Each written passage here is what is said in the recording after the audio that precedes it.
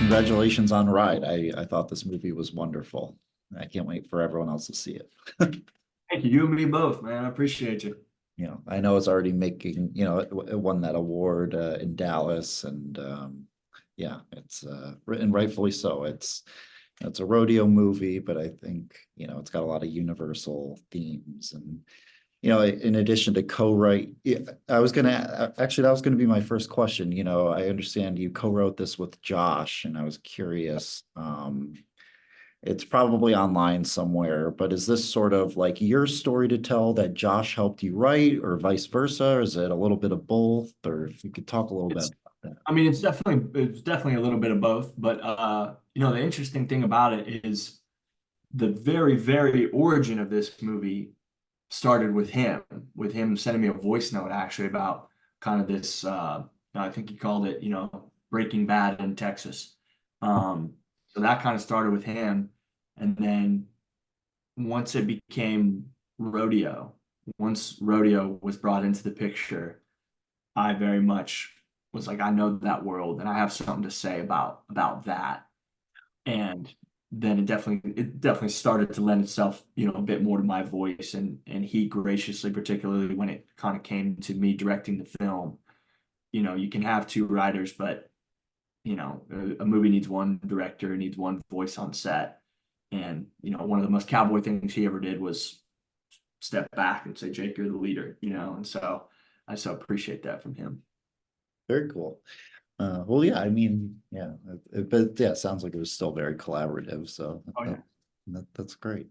Uh, and yeah, I mean, were there certain, in putting the actual storyline together, these wonderful characters, little ensemble with the various relatives, three generations of bull riders, um, did you find yourself like going back to certain rodeo experiences of yours? You just, you said that world, Yeah, certain it- people in your life, or for sure. I mean, the script in the movie was definitely a combination of, pure screenwriting and then also just kind of creating a world and a set of circumstances and then trying to find the truth, whether yeah, that be in preparation. I mean, C. Thomas Howell and Forrie J. Smith, who play kind of the two elder generations of bull yeah, riders, they're the real deal. They grew up in that sport. And so there were countless times where we're looking at the script and I'm saying, when has something like this happened to you? And tell me that story. And I bet it'll be better than whatever I wrote. And it usually was. And we would change it. And so for them to bring that was just, you know, it's intangible, you know what I mean? And it's unrecreatable. And then the other thing that happened was we really had the cowboy community and the rural community as a whole welcome us with this movie, whether it be cowboys that wanted to come be on set while we were shooting certain scenes to help us. We shot at live rodeos. There's a scene that takes place. It's kind of like our effort of doing like an urban cowboy scene base, our version of urban cowboy, where my character goes to ride this bull at a honky tonk that actually has a rodeo in the back or it has a bull riding arena in the back. And that's a real place that their bar was open and they just let us shoot, like a documentary almost. And, most movies don't have that. And when you're doing in those kind of live environments, you can only be so scripted. You can't try to force an open bar with 300 people to like abide by this 2 pages of script. You know what I mean? yeah, I yeah. and as an artist, as an actor in the film, I was way more excited for that anyway because you're just playing with all these real, authentic situations. Oh yeah, absolutely. It's so And cool. did you perform all of your own stunts?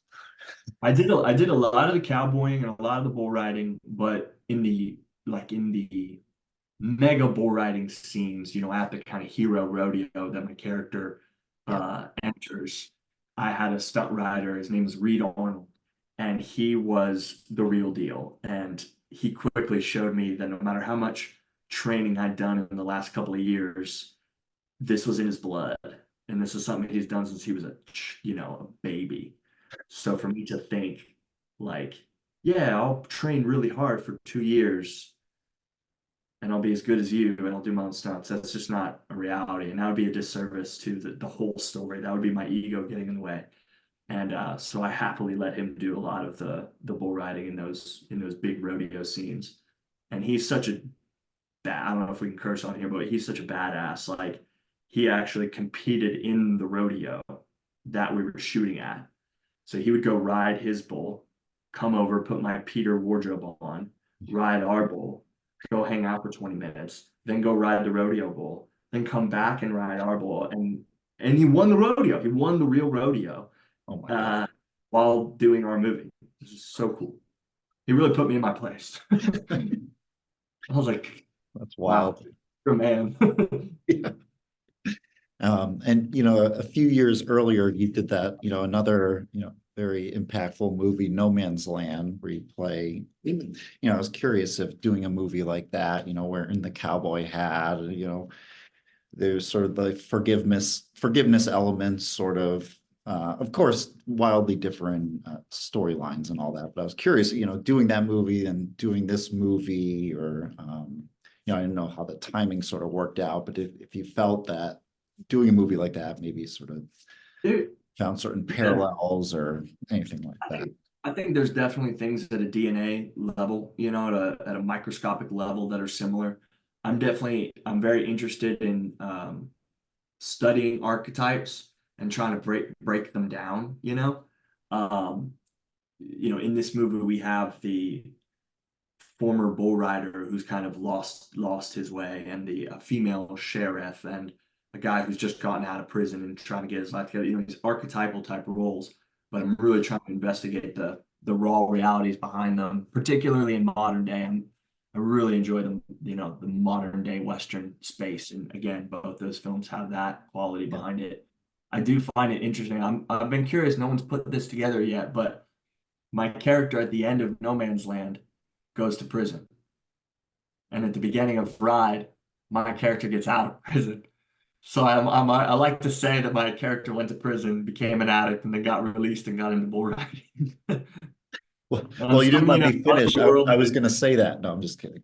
yeah. No, that's cool. Yeah. No, no, but yeah, that's cool. And yeah, that's definitely interesting. As an actor, I think that makes sense. That sounds like a great wavelength to be on in terms of exploring characters. And yeah, so that's great. Um, and the future of bull riding and rodeos and whatnot. I was curious, if you had any thoughts, if I feel like, in certain parts of the US, it's probably a hot button issue. If, I don't know, if you feel I one way think or the other, or I changing think it, times or anything. you know, I just want to support the sport. So whenever I see it evolving, I'm supportive of the evolvement if it's pushing the sport forward. But it is interesting to see the PBR kind of start to really modernize it in terms of, I know cities are starting to make teams, and it's just becoming a more professionalized sport the way that kind of the big ones are. Right. I'm curious to see where that goes. Yeah. My favorite aspect of rodeo, type of rodeo, will always be the small town community rodeo. I enjoy going to a small town rodeo more than I probably would enjoy going to a PBR event, AT&T Stadium or Las Vegas, and nothing against those.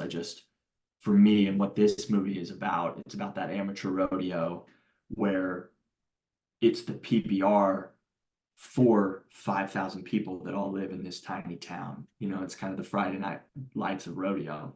Oh yeah. Uh, and I'm much more interested in that. I'm much more interested in a bull rider whose dad competed in the same arena, and his ribs are beaten to crap, and he looks up trying to find strength and sees his dad's portrait on the wall. That's the rodeo stories that I want to tell. Um, Yep. and yeah. Yeah, and that goes back to what you were saying about like the authenticity, shooting with, going to those, those authentic locations and, I Yeah. feel like, yeah, going to those smaller rodeos. I mean, yeah, it's got to be all the more rewarding than the, you know, Oh yeah. Oh my gosh. And that community is like really welcome to me. The Lone Star Rodeo in particular was the rodeo company that put on the rodeo that we shot at, and you know they have their riders and their people are all in the movie, and you know it makes me very proud that not only they supported us, but that they really respect the film that we made. Yeah. Oh, yeah, absolutely. Is there something Like you're working if they on? like it, I'm like, great. I hold that. I put a lot more weight on that than like what the New York Times will say about the movie, you Of know? course. Yeah, I get it. And Uh, they know my phone number too. So if they were mad, they'd call me. yeah, that's true. Is there Right. something you have in the works, looking ahead you'd like to share about another passion project or anything like that? Something you're starring in? Yeah. Yeah. I mean, hopefully this fall, I'll make my next directed film, which is called Dixie Crystal, which is about the fall of coal in Appalachia, and a it's inspired by a real life FBI Operation Dixie Crystal that took place. And it was kind of like a war on drugs, specifically in Appalachia. And I mean, this only happened like 4 or 5 years ago, and it's amazing the world in Appalachia, the people there, the community, the history behind coal, and the fall of coal and the rise of addiction there. And so that's kind of the next kind of small town American story that I'm hoping to go tell. For sure. Is that a script you wrote as well, or?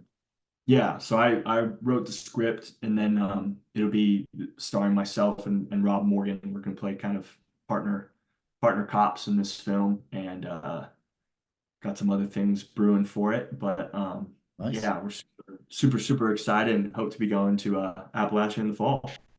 That's awesome. Yeah, that sounds wonderful. Very Yeah, well, I cool. can't wait to see that. And in the meantime, congratulations on Ride. Like I said, I thought it was great, and I can't wait for everyone else to see it. So, Thank you. I really appreciate that. yeah, of course. Nice to meet you, and thanks again. Nice to meet you.